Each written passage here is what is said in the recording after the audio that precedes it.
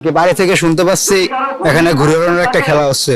এখানে বাড়ি থেকে এখানে আইছি। পতিং ঘুরি আছে, কৌরো আছে, চিলে আছে, ইগল ঘুরি আছে, দোল ঘূর্ণি আছে, আরো নানা ধরনের ইত্যাদি অনেক ঘুরি আছে। এলাকার সবাই ঘূর্ণি উড়ানোর জন্য সবাই আকর্ষণ এবং সবাই আগ্রহ প্রকাশ করছে, ঠিক আছে। যার কারণে খেলা ছাড়া হয়েছে, সবাই প্রতিযোগিতায় অংশগ্রহণ করতেছে। আমরাও আইছি, সবাই পোলাপান ছোট বড় যুব সমাজের সব আইছে, মুরব্বী সবাই আইছে। আর আমরা ঘুরি প্রতিযোগিতা খেলা দেখতে এসে খুবই আনন্দিত।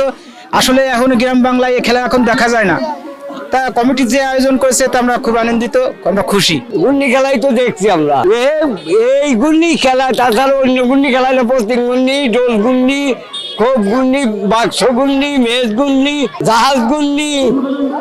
ঘূর্ণি খেলা খুব সুন্দর খেলা। আমরা আজ থেকে 20 বছর 25 বছর আগে খেলা দেখছি। মানে ঘূর্ণি খেলা খুব সুন্দর খেলা। আমরা আগে মাঠে খেলাইতে বাচ্চা ছাড়া, আজকে আসলে অনেকদিন খেলা হয় না দেখে মানুষ এই ঘূর্ণি খেলার কথা শুনে অনেক মানুষ জমা হয়েছে। বা আমাদের কাছে ভালো লাগতেছে ঘূর্ণি খেলার কথা শুনে। ঈদ আসবে, সাথে ক্যাশব্যাকও আসবে। নিজের বা প্রিয়জনের জন্য কেনাকাটায় এবারও নগদ পেমেন্টে পাচ্ছেন দারুণ ক্যাশব্যাক। তাই যাই কিনুন, পেমেন্ট করুন নগদে।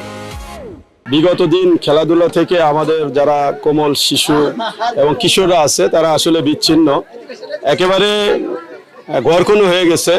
এই মোবাইল নিয়ে অল টাইমই দেখি আমরা বসে থাকি। আমাদের ছোট শিশু বাচ্চারা বা আমাদের সন্তানেরা দেখি তারা ঘরমুখো হয়ে গেছে।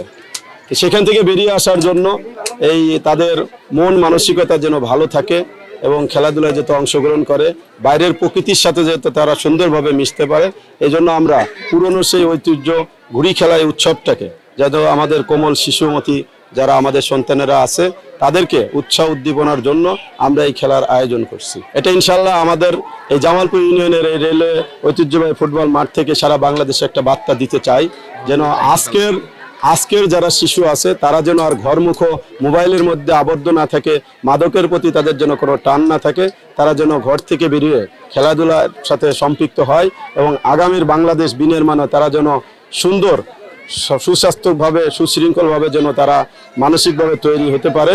সেই জন্যই আমাদের এই চিন্তা ভাবনা এবং এটাকে আমরা সারা বাংলাদেশে এর প্রচারণা আপনাদের মাধ্যমে পৌঁছে দিতে চাই।